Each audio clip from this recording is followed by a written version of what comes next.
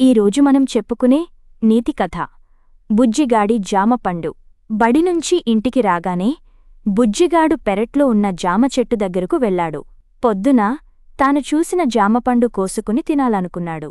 కాని పండును ఓ చిలకమ్మ ముక్కుతో పొడుస్తూ కనిపించింది. దాంతో బుజ్జిగాడికి కోపం వచ్చింది. ఓ రాయి తీసుకుని చిలకమ్మ మీదకు విసిరాడు. అది తప్పించుకుని చిటారు కొమ్మమీద వాలింది. ఓయ్ చిలక, ఈ జామ చెట్టు మాది. నువ్వు ఎందుకు మా జామ పండ్లు పాడు చేస్తున్నావు అని ప్రశ్నించాడు బుజ్జిగాడు. నేనేమీ పాడు చేయటం లేదు. ఆకలిగా ఉంటే ఈ చెట్టుమీద వాలి తింటున్నా అని చిలకమ్మ సమాధానమిచ్చింది. ఈ చెట్టు నువ్వు నాటావా? దీన్ని మా బామ్మ మొక్కగా నర్సరీ నుంచి కొనుక్కొని వచ్చినాటి పెద్ద చేసింది తెలుసా అన్నాడు బుజ్జిగాడు. అవునా? మరి నువ్వెన్ని మొక్కలు నాటావు అని ప్రశ్నించింది చిలకమ్మ.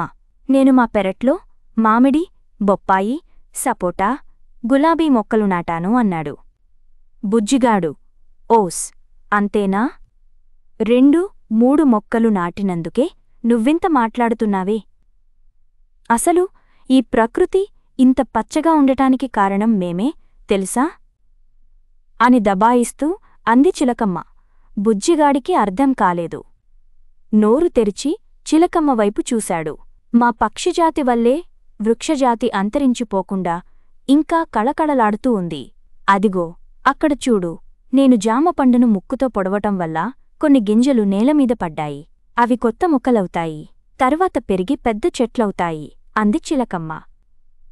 బుజ్జిగాడు ఇంకేమీ మాట్లాడలేదు. ఆ పండు చిలకమ్మకే వదిలేశాడు.